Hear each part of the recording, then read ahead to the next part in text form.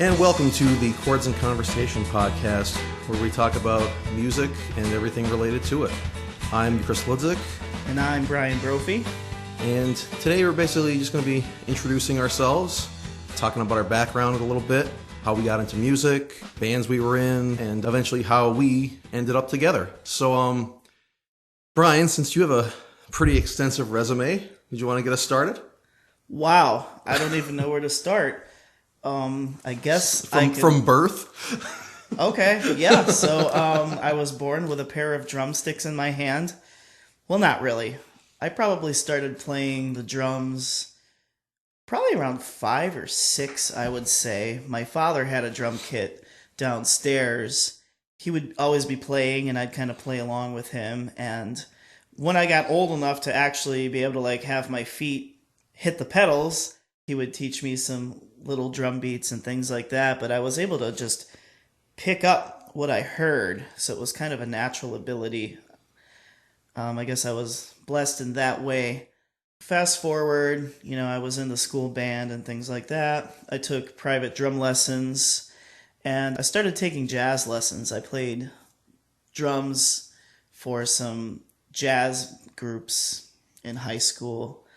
I played with a group of kids called Gym Class Hero, and believe it or not, we did not know that there was another band called the Gym Class Heroes, or at least I didn't, but it was just kind of a joke because we were all kind of geeky band kids, and the joke was, we're the ones that always get picked last in gym and stuff, so we just called ourselves Gym Class Hero. So we never got sued by them. So fast forward, I majored in music at Marywood, music education to be exact. I was a percussion major, piano minor, and I dabbled with guitar at the time. And I always wrote songs. The first song I wrote probably was in 7th grade, and I remember what the song was. The song was called For Some Time, and I wrote it on the piano, and I still have it somewhere. And I would love to rework that someday because I thought it was actually a really cool piano riff. But that's neither here nor there.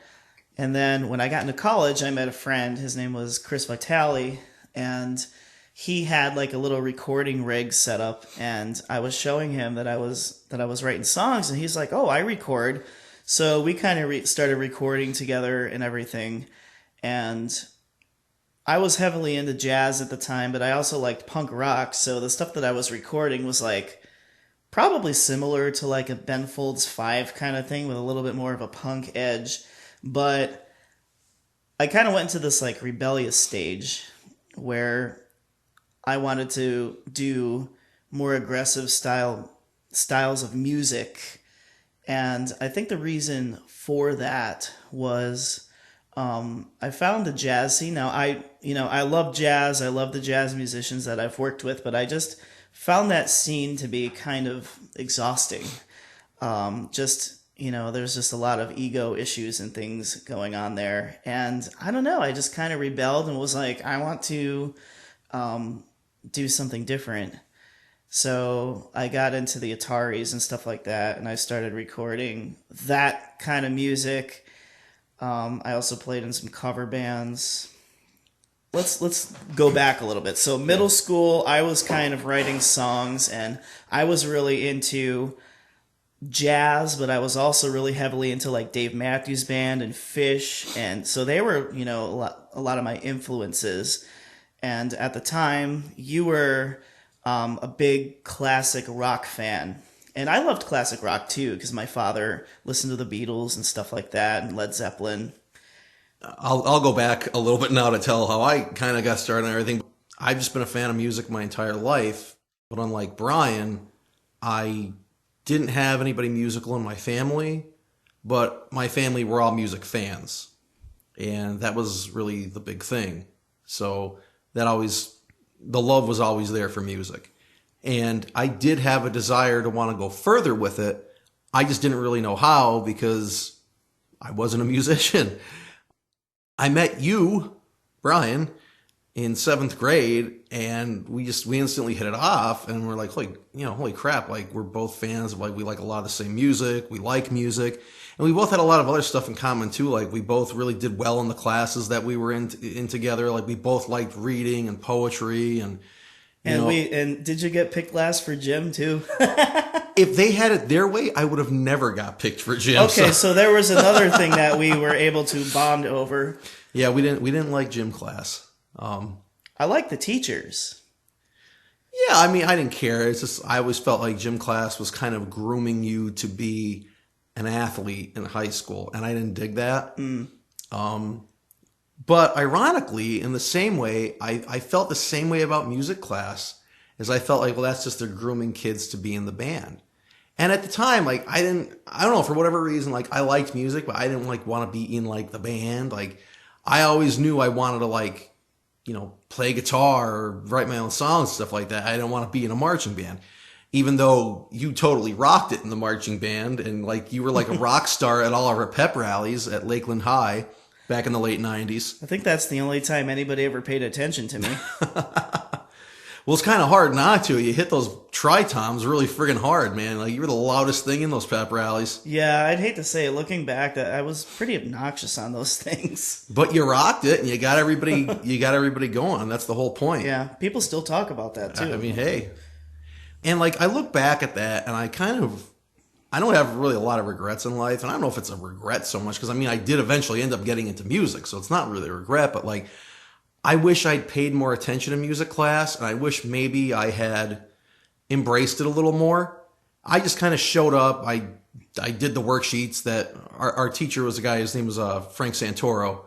Really great guy. Incredible musician, too. Awesome, he was a genius. Awesome musician. Like, yeah. I mean, ridiculous. And, like, he was a really cool guy. The one thing I remember about him was, like, he could play, like, TV show themes on the piano. Like, he would always play Hill Street Blues and stuff like that. And it was just so cool. And he was a really cool, laid-back Italian guy. And he was just a really cool guy. And, like, I just never, like, I wish I had connected a little more, because I loved music. And if I knew how much of a part of my life it was going to be, I would have embraced it a little more. But I still loved it, and I still, listened to it all the time and everything. And Bryan and I, as we got to know each other, our friendship blossomed, and we would have our discussions about music, but it would never go any further than, oh, I like this, this is cool, whatever. Because I wasn't a musician, Bryan was. So, like, he would start talking about certain things, and I'd be like, I don't know what you're talking about, because I don't play music. You're throwing chords at me and all this other stuff. I don't know that. And so we kind of drifted off in high school a bit. A little bit. I went to Votech in 10th grade, and you didn't go to Votech. You stayed in school. I did. So I was only in school for like half a day. And I go to Votech for the other half a day. And I never saw you ever. I know. So anyway, the next year, my family moved to a different school district. And I had the opportunity to either stay in Votech or just take whatever other classes at the school I was going to. And I decided to drop Votech and go to other classes. So I went to this new high school. And on the first day, I met this guy. And he was new to the school too. And, like, I'm just standing there outside the homeroom, and I'm kind of like, I was really, really, really friggin' shy as a kid. Like, I mean, I would be afraid of my own shadow back then. I would be afraid of myself now. If I went back to the past, I'd be afraid, like, oh God, who is this? True. Me too. But, I was very quiet. But I'm just standing there, and then this kid comes down the hallway, and it was just like, you ever see those movies where, like, there's like this cool guy, he comes in, like the cool music starts playing in the background, like this wah-wah guitar, and like this really just slow-mo. It's like everything's in slow motion, like a glow appears around the person. That's what happened with this guy. His name was Joe Myers. I just remember looking at this guy, and I didn't even know him. I didn't even know his name, but I looked at him, and like, he was tall. He was like probably 6'4" or something, 6'5" maybe. And he was like, he had a freaking killer fro. And he just looked cool as hell. Like, I mean, he had the flannel shirt on, like the ripped jeans. He had like the chain coming off the wallet, the whole deal. And I was like, this guy looks like he's in a band, or at least he's a musician. Right. And so I didn't know this guy from Adam. And I just walked up to him and said, hi, I'm Chris Hludzik. What's your name? And he's like, oh, Joe Myers. And we start talking a little bit, and we had a bunch of the same classes together. There were, like, I think there were only like one or two classes that we didn't have together. But we kind of bonded because, we're both new to the school and everything. And we eventually, of course, started just talking about music. And I asked him, I was just out of curiosity, like, did you ever play music? And he's like, yeah. He's like, I play guitar. And he's like, I play drums. I was like, that's awesome. And, you know, I knew you, obviously. So it's not like I never knew a musician before, Bryan. This isn't to insult you at all, but like you were on like another plane. I couldn't even hope to achieve that. I was so heavily into jazz and like all that real complicated stuff at the time. Yeah, I was I don't know. I was on some other planet or something. But like, and I mean, like, I respected the hell out of you for it. Don't get me wrong. But I just thought, like, if I ever want to get into music, like, I need an easier door to go through, because if this is Bryan's standard up here, I'm down in the basement. Bryan's on the friggin' penthouse. Oh, get out of here! I need to at least get to the first floor, so I'm at least in the building. You know what I mean? And I look at this Joe Myers kid, and I thought, this guy could be my entry point, because he likes rock and roll. I like rock and roll. He didn't seem like he was really like, you know, he just seemed so cool, like so effortlessly cool. And like when you're young, you're naive and you think everything is cool. And you think, and looking back, it's like, yeah, he was still cool, but like realistically, he was just another guy. You know what I mean? It was just, he had a different style and whatever. And I was just this dorky, awkward kid, you know, from Mayfield, Pennsylvania, who was now living. And when we knew each other, I was really dorky and awkward as well. So, and that's what made us click good as like friends. But like I said, the thing that was like stopping as far as the music thing went was you were just so. I was into the nerdy stuff. You were so advanced. Anyway, so I met Joe Myers. We got together. It was cool. Found out he's a musician. I went over to hang out at his house one day. And this day was like a really productive day because like I was getting to hang out. I made a new friend in this new town. So I was like, all right. And he had a guitar that he wanted to sell. And I didn't have a guitar at the time. He's like, yo, man, I got this acoustic. He's like, give me $40 for it.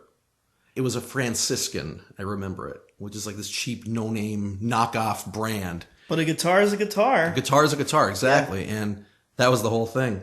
So I took this Franciscan. I mean, the action was so astronomically high on it, dude. And I could not get it. Like, and I looked online at how to adjust it and everything. This thing was like starting to bow. That's how bad it was. But like, I played that thing till like, I built up the calluses on my fingers and I started learning simple songs. Like the first song I learned was a song by the Faces called Ooh La La, which, people might know because I think it was in some like car commercial years ago. But I learned that song, and basically the reason I learned it was because it was 2 chords. And I think, and they throw a G in the middle bit. That's all you need. And that's about it. It was D and E minor 7. That's what it was. And so I learned that because it was simple. And I figured this is 2 chords. And basically when you start learning guitar, you just want to learn like the rhythm. And, it helps if it's a song you already know, because then you already know the rhythm. And you can just do it easily, and it's, whatever. And so from there, I progressed to little harder songs, like The Kids Are All Right by The Who, which has, like, I think 2 more chords in it than Ooh La La does. And just learn a really simple, like, Neil Young songs and things like that. And about a year later, I had already graduated high school, and I was writing songs. I was starting to kind of try to write my own music. I'd written lyrics for years. And I never knew what to do with them because I didn't write music. So I wrote these words, and I believe I showed you a bunch of them when we were in high school. I would show them to you in study hall. I'd be like, here, I wrote this song. Yeah, you'd be sitting there in study hall giving me all these lyrics you were writing, and I was like, that's really cool. Even though I had no idea about iambic pentameter or... Right, no, but your stuff always flowed real nice and everything. Well, I thought it did, because then I tried to put a lot of my stuff to music. I tried to put those words to music, and then it just didn't happen. But I still have all those lyrics. I still have that notebook full of all those lyrics. Like, the spiral part on the notebook is like, it's rusting. So I was starting to write songs, and I bought myself a 4-track cassette recorder. Just something I could have just to put my ideas down. Because before that, I was just like recording like a crappy little like boombox. And of course, it sounds like crap. I was like, well, I want something a little better. So I could record stuff separately and everything, And I bought this one. It was a Tascam MFPO1. That was the model. And I used to call it the MFPOS because it was an MF and piece of you know what. But I did so much on that. I recorded so much stuff on that over the next year. Fast forward to early 2003. I'm in the hospital because I was sick, and I'm a diabetic, and I had some kind of like weird episode where like I was throwing up bile. I don't know what the hell happened to me. I don't know what happened, but I had to go to the hospital. I was like super dehydrated. I was in the hospital for a couple days. Joe Myers comes to visit me. And he's like, "Hey man, what's going on? I heard you were in the hospital, man. I'm sorry." I was like, "Yeah, I'm fine. I'll just, I'll be out in a couple days, whatever." He goes, "Man," he's like, "I'm getting my band back together that I told you about back in high school." And he had a band, and it was just him and another guy. And the band was called the Pheromones. He was telling me that, yeah, me and the other guy got back together, and we're looking to do some stuff. And I was like, cool, man. I was like, well, when I get out of the hospital, let me know when you guys are practicing. I'll come down and I can record your practice on my 4-track recorder. And so that's what I did. And it was like a week later or something. I went down, I recorded their practice on my 4-track recorder, and I met the rest of the guys in the band. And when I left, and apparently this is what Joe told me, and I had told Joe that I was recording my own songs and stuff, and I was playing around a little bit on bass, whatever, and just for my own recording purposes. Apparently the other guys in the band said, that Chris kid's pretty cool. And then Joe goes, well, he plays bass. We're looking for a bass player. And then they said, well, why doesn't he join our band? And so they called me a couple days later and asked if I wanted to join the band. Now here I am, an 18-year-old kid. I was so out of my element, man, like it wasn't even funny. Yeah. But of course, I said, yes. Of course I'll be in the band. This is great. I'm in a rock and roll band. That's all I ever wanted, was to be in a band. Problem was, while I played bass, I wasn't a bass player. Yeah. Now there's a difference, okay? There are people who are guitarists, and there are people who play guitar. There are people who are singers, and then there are people who sing. You could do something, but there's people that are specialists at what they do. Now, I'm by no means a specialist at bass, but I mean, if there's one instrument that I'm like really good at, it's the bass. For whatever reason, it just became what I did. And also, I think because nobody else ever wanted to play it in any of the musical situations I was in. So right, so you just got stuck as the bassist. But that's how you... Yeah, pretty much. You honed your craft. Yeah, so I learned the songs. I play the tape that I recorded. Mm-hmm. And I'm practicing along, and then we had a practice session the following week. I think Joe called me like a Wednesday or a Thursday or something and asked me if I wanted to join. I think they had a practice session on like Monday. So over that weekend, I practiced my ass off to this tape. I must have played that tape front to back 20 times. So I get there. I'm like, all right, I'm ready, let's do it. And then they go, well, you got a tune. I'm like, well, I'm tuned, I'm good. And I was tuned to standard, which is EADG for a 4-string bass. Mm-hmm. I'm like, well, no, we don't tune to standard. I was like, well, what do you mean you don't tune to standard? Well, we tune like this. And it was some weird drop tuning. It was like drop C, but it was like a little different. It was like it was maybe a little lower than drop C, actually. And I don't even know how the hell their guitarists stayed in tune, but they did. And so then they made me lower my bass strings. So now where my fingers remembered going on the fretboard, now I've got to change that. Yep. And again, at the time, now looking back now, it's like, well, that's not a hard change. You're dropping down an octave or two. You just move up the fretboard and you play those notes, whatever. Right. But of course, back then I didn't understand that concept. So it was like, oh my God, I don't know. I can't play the song. Right. So then I had to like relearn the songs. I was like, But anyway, so this band was called the Pheromones, and they were an alternative rock, hard rock band. They liked the Pixies, Soundgarden, Nirvana, all those bands, Stone Temple Pilots, the whole Seattle grunge scene basically is what they dug. And I always liked that music, but I never really appreciated it until I really started listening to it. And then I was like, wow, this stuff's actually really good. Like there's actually some really cool ideas and really great, musicianship. It's not this like everybody thinks it is. Yeah, no, there's some really brilliant chord changes and things. If you look at the theory behind absolutely. It. Yeah. So that band lasted that summer, basically. We played 4 gigs, and the 2 guitarists in the band hated each other.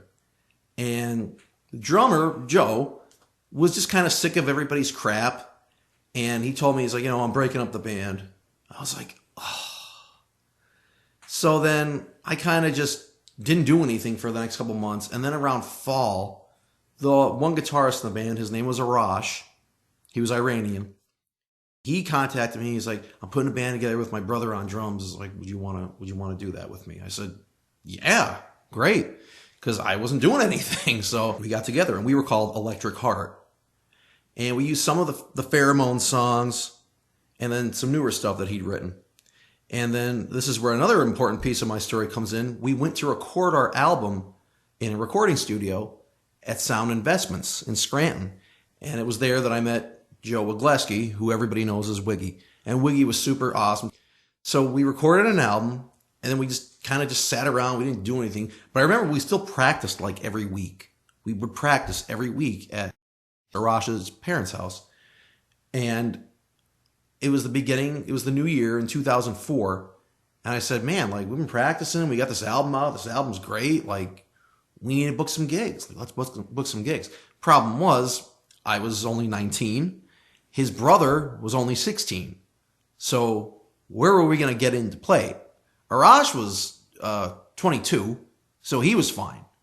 But, his brother was 16. I'm 19. We wouldn't be able to get in a lot of these places. So we're trying to figure out ways. Well, if we get somebody to come with us, they could be our, guardian or whatever the hell, or, you know what I mean? You're just trying to think of any ways that you could do it. But, we actually did get a gig offered to us. And then for whatever reason, Arash turned it down. He's like, nah, I don't think we'll do that. And I was like, what the hell, man? And then a couple of weeks later, I find out he wants to go and live with his aunt in California. And he just split. And that was it. After Electric Heart, I did nothing for a bit. Then at this job that I was working, there were these guys who would get together and jam at this one guy's house.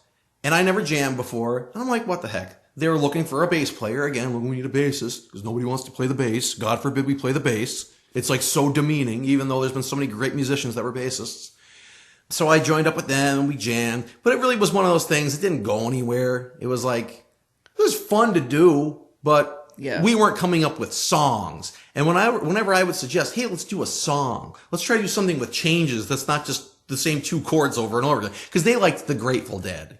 Yeah. So every night it was just a Grateful Dead jam session. And the guy who played guitar would be soloing his ass off, and whoever's on the drums would just be playing the same beat. And it was just and I'm just there boom, boom, boom, boom, boom, the whole night. Which, whatever. And it was fun to play and get together with other people and play music, but at the same time, it wasn't fueling me creatively. I felt like there was no outlet for it there. So then I eventually stopped playing with those guys. By this time, I had started working at Sound Investment Studio. I started there as an intern, and then I eventually became an assistant engineer there. And so I saw a lot of great bands and stuff there. And it was about this time that I got dragged kicking and screaming into a little thing called MySpace. And Bryan, you could pick up the story. After high school, I went to Marywood for music education. I actually was a performance major at the time, majoring in percussion. But then I was thinking to myself, maybe I should tack a education certificate to that. And I went kind of down that road with it. And I really wasn't doing much. I did a little thing with Chris Vitale. We had a little duo thing called Fallout Shelter. And we played a couple little church picnics under a little tent and things like that. We did something with Chris's father one year. He sang. I was playing in Fallout Shelter with Chris, and then we kind of had a little falling out. Kind of my fault. I was a very, I don't know. I was always kind of flighty, I guess. I don't know what the word is, but I wasn't really the greatest friend to people at the time. I was in high school.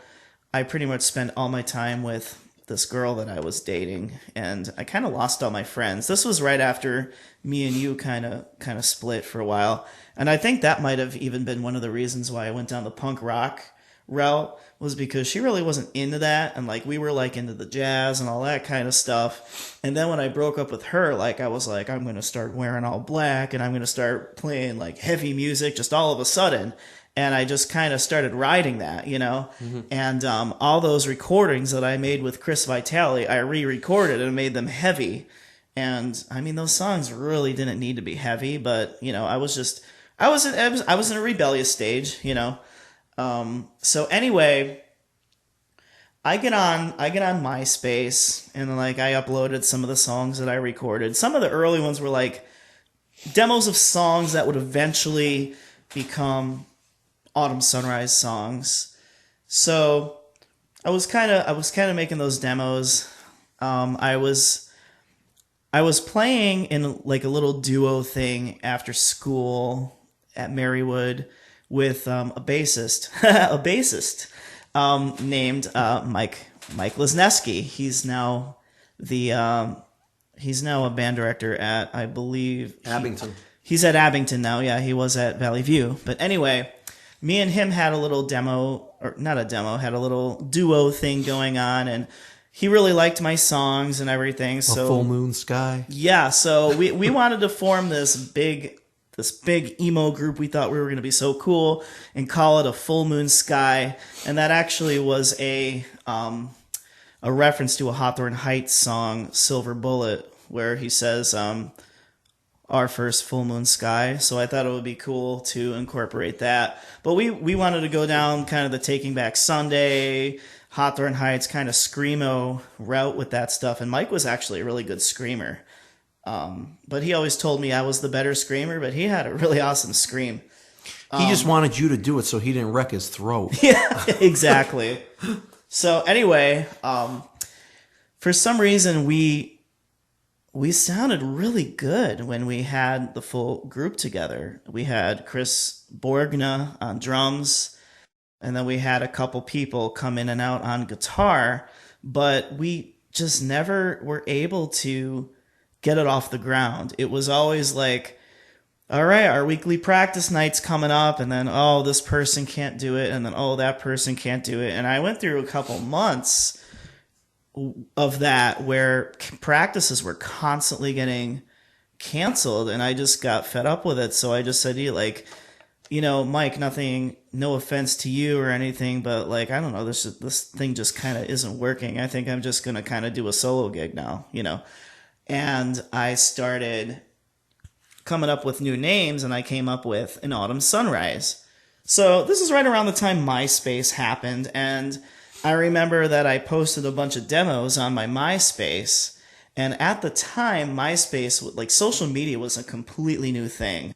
Now it was like you could post pictures and post your songs and things like that. So there were bands in the early 2000s who were getting signed to labels because people would discover them on MySpace, and like we all thought we were getting famous. It's like, oh my God, my music is up on the internet and anybody can hear it and all this stuff. And I remember I was really excited about that.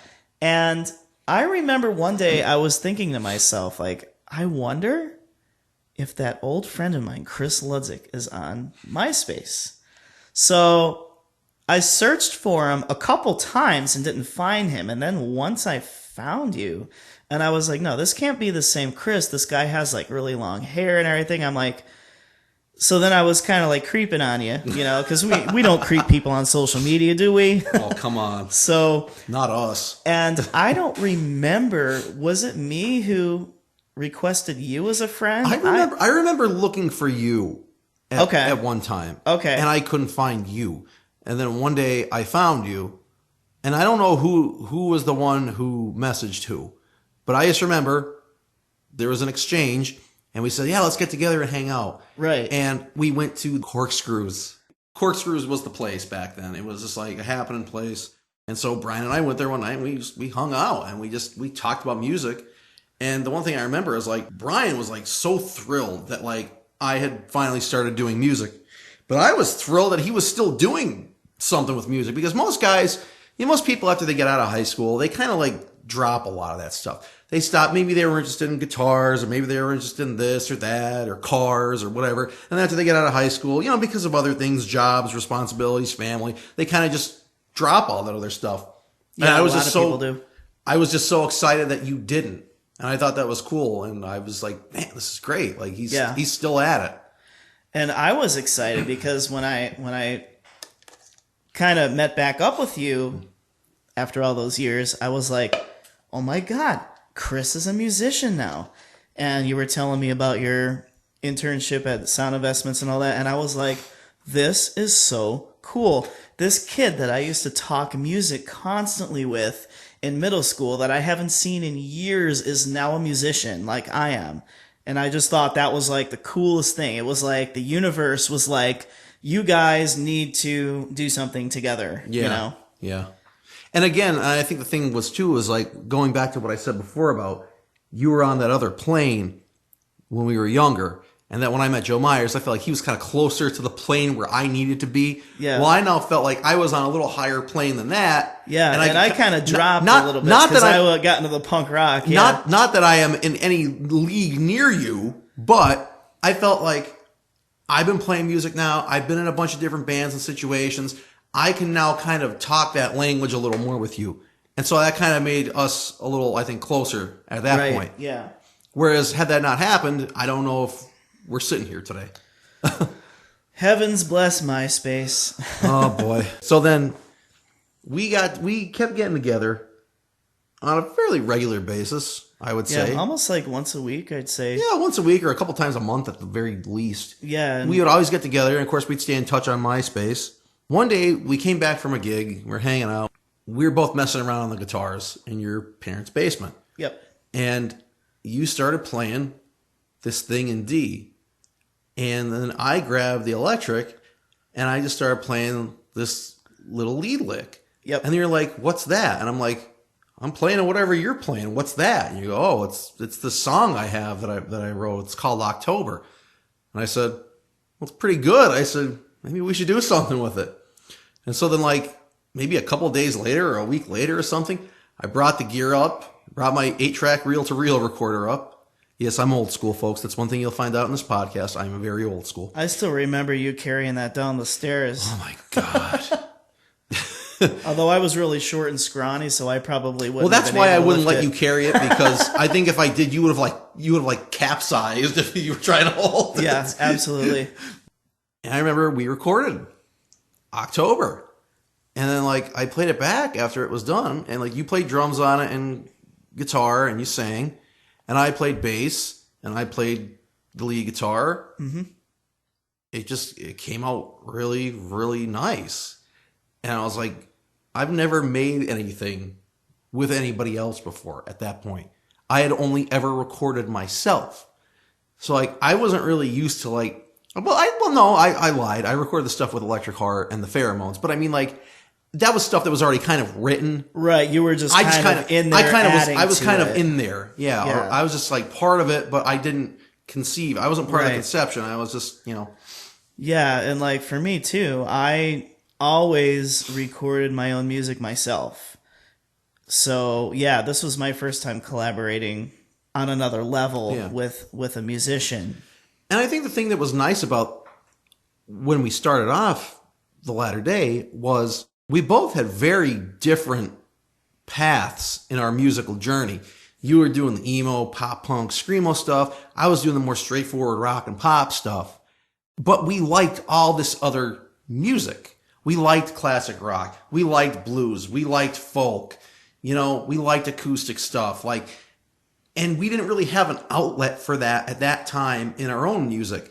If you look at our very first albums that we did with our respective solo projects, like they're really just meat and potatoes kind of albums. Like there's no nonsense. There's really no, yours a little more than mine because you had piano on your stuff at least. Right. Yeah. Mine was like the stereotypical 2000s emo album, and I had all this stuff laying around that I couldn't use on that I really liked, and October was one of those songs. We put it together, and all it was we were screwing around after a gig one night, So then we record October, and I said, I have this riff, I have this, I have these chords, I have this, it was a song, it was there, but it wasn't like I didn't really have any idea what to do with it. I'm like, I got this riff, I got this thing. It's called The Powers That Be. And I kind of put it in your hands, kind of the way you did with October. You put it in my hands, and like you just totally rocked it. Like you played killer drums on it. Of course, The Powers That Be is our theme song for this show. We use an instrumental version of it for the theme song, but the version on the album has vocals. And again, it was just one of those things. It was spontaneous. It just happened. It was great. And then so we had these 2 songs, and I'm like, I think we should maybe do something with this. Like, let's do an album. And we did an album. We recorded an album over that summer of 2006. Yeah, that was a lot of fun too. It was. It was great. It was a hard summer for both of us because my dad was sick. He had cancer, and he'd just been diagnosed right around the time we started recording the album. And I remember you were in college and you were having a really hard time with some of your classes and stuff. I remember like you were really having a hard time with your math. Yes. And you were just like so stressed out about it. And like the Latter Day Project was kind of a release for us almost. Mm-hmm. It was great because we were making music and we wanted to make music, and it was great to make music with a friend, but it was also like something to get our minds off of the bad crap and the stressful crap that was going on in our lives at the time. And it was just something different. And like I said, it was nice to be able to step out of the box of what we normally did and kind of do this other thing. Like, oh, well, this is, we're going to kind of do like more folk inspired and like blues inspired stuff. And it's like stuff that we would have never got away with as Chris Hludzik or An Autumn Sunrise. But it was a great experience. And that was the first album that I worked on that had my own original music on it. I'd never released any of my own stuff before. I had demos up on MySpace of stuff. But as far as finished, officially released stuff, I had nothing. This was the first stuff that I ever did. So that, it always holds a place in my heart, that album. And absolutely. And it's one of those things like, I look back and it's like, I was a little flat on that part. I kind of flubbed that note a little bit on that solo. But you know what? It kind of made it. And it was nice to kind of see where we were. And it was also nice because not only did it show where we were at that time, but also show where we were heading. Because we were evolving at that time as musicians. I think when you start off as a musician, you start off in this really like primordial sludge of being a musician, right? But then you kind of eventually you get out of the muck, and then you kind of start getting out of the swamp a little bit. This was us kind of getting out, like we already had one foot out of the swamp because I think we were both pretty good musicians by this point. I obviously had a lot further to go, but I would get there eventually. But like, it's just nice because you could hear, if you listen to that album and you listen to other stuff that we've done, you could hear there's like a clear progression. It's like, well, they haven't gotten worse. That's always a good thing. It's always a good thing. So we did the Latter Day. We played our first gig at the very first Steamtown Original Music Showcase. And we played at Tink's on the patio. The one thing I remember about that day is you ran around like a nut because you had a gig that day with the jazz band because it was the La Festa in Scranton, and you were playing with the jazz band. Yeah, the Marywood Jazz Ensemble. So I remember you did our gig. You had a jet over there do that gig, and then you came back later and hung out for a little bit. Yeah. But I just remember us carrying all the crap to the gig. Oh my God, I remember. I hated carrying my keyboard. We had your congas. Yep. We had your guitar, my guitar. We had my bass. We had your keyboard. That 88 key giant. Oh my God. I still hate carrying that thing. I hate carrying it up the steps. Oh my God, it's terrible. But and we carried it how many blocks? Like it was insane. It was like 5 blocks at least. It had to have been. I remember I was exhausted after carrying it. Anyway, so we did that gig, whatever, and then we didn't do anything really for a while after that. We played another gig in February of 2007, and we played that at Hyles' place. Hyles' place, yeah. In Dunmore. That was where I found out that you were with Maybe Someday and that you were not going to want to do the Latter Day anymore. Yeah. And I remember being angry at you about that. And I look back and I think, why would I be so selfish? Like, you know what I mean? And I think that's eventually why, because like we didn't talk, I think, for like maybe about a month after that. Yeah. Because I remember I was like, man, I put my blood, sweat, and tears into this. But the other thing is too, man, that you have to understand is like, this was like the 4th project that I was in as many years that ended. And I was like, Is it me? Is it me? Like, what's wrong with me? Like, why doesn't anybody want to play music with me? What the hell's going on? But then I thought about it. I was like, man, he's playing in a cover band. He's playing to more people than we'll probably ever play to. And he's my friend. He's been my friend for years. We knew each other for 11 years. And I said it was stupid to throw away a friendship of over a decade for a band that didn't even last a year. Right. And so then we eventually got back together. We kissed and made up. And then... Not literally, but... No.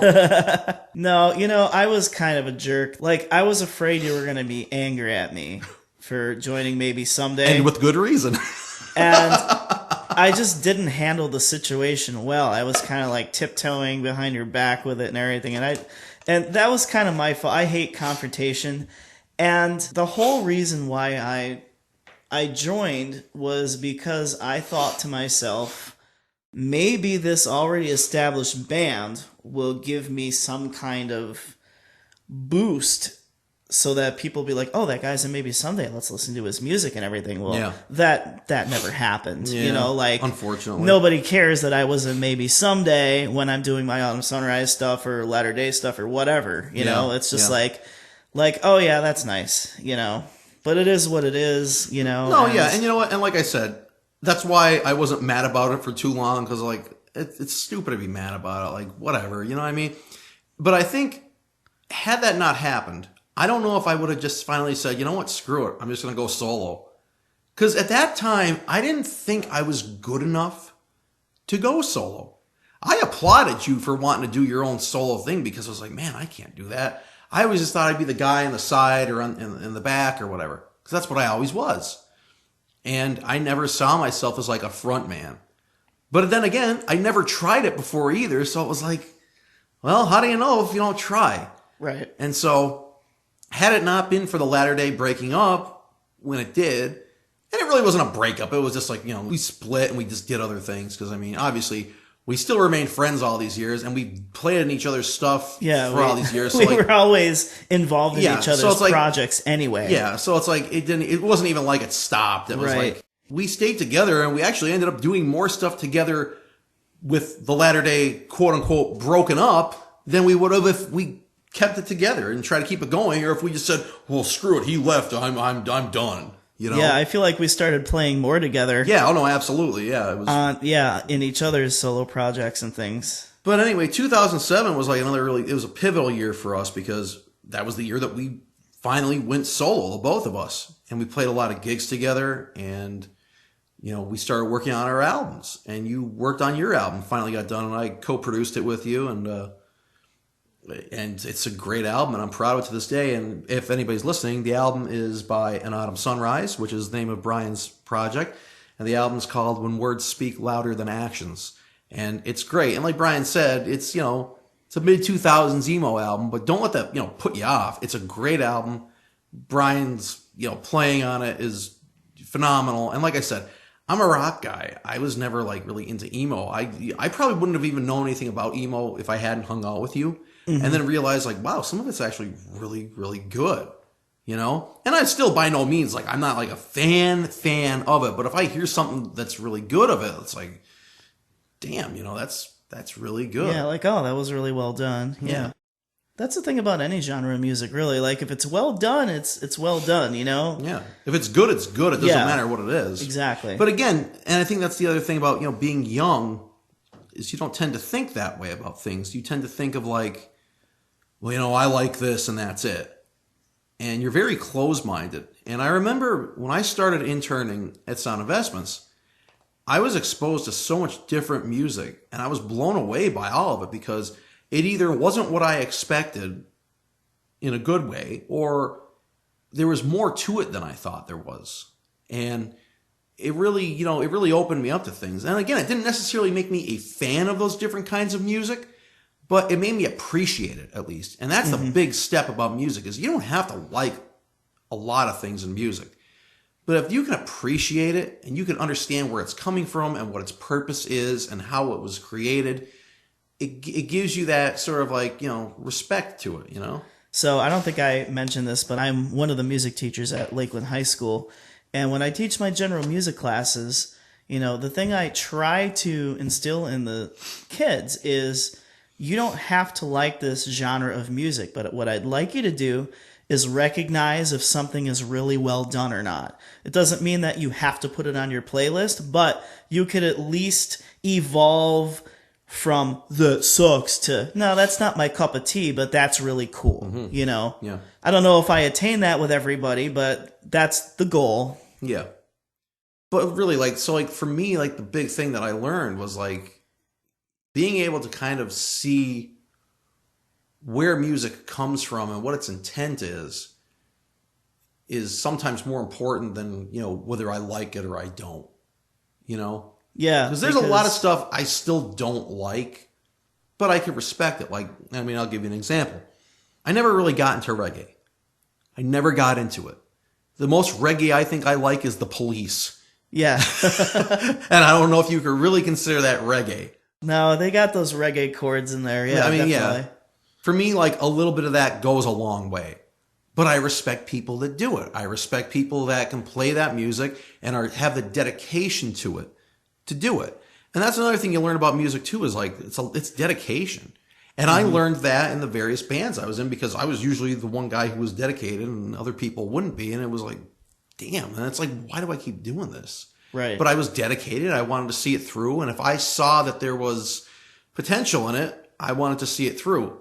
And that's, you know, it's discipline, it's dedication, it's respect, it's appreciation.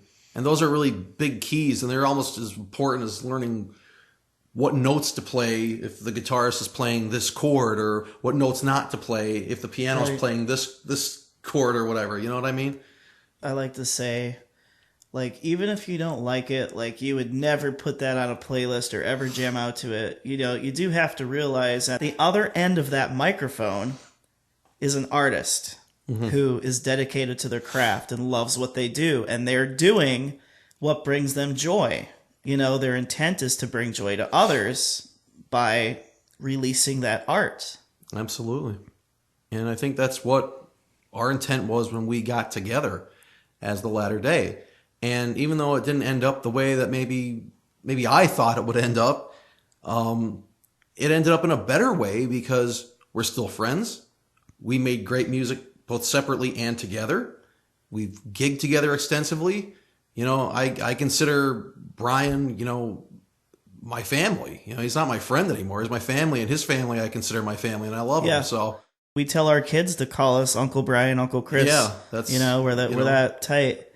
The fact that we can be that close and can also be creative together is like a really rare thing. I mean, I don't think people understand about chemistry and music and how, like, important that is. Like, you could put, like, the best bassist, the best guitarist, the best keyboardist, the best drummer, the best singer in a room together, and they can come up with nothing because they don't have the chemistry. They have the chops, but they might not have the chemistry. And fortunately for me, Bryan has enough chops for both of us. Well, thank you for that. And we have the chemistry. And I mean, I think that's why it works. And I think that's probably a good place to end this episode. We've talked about who we are, how we came up in this crazy thing called music, how we got into it, how we got together, and how we are still doing it. So thank you for listening to the Chords and Conversation podcast. I'm Chris Hludzik. And I'm Bryan Brophy. And we'll talk to you again soon. The Chords and Conversations podcast was conceived and produced by Bryan Brophy and Chris Hludzik and engineered, edited, mixed, and mastered by Chris Hludzik. The Chords and Conversations podcast theme song is an instrumental version of The Powers That Be by The Latter Day from their 2006 album As We Speak, and was written by Chris Hludzik, produced and performed by Bryan Brophy and Chris Hludzik, and engineered, mixed, edited, and mastered by Chris Hludzik. All rights to this podcast and its content reserved by Bryan Brophy and Chris Hludzik.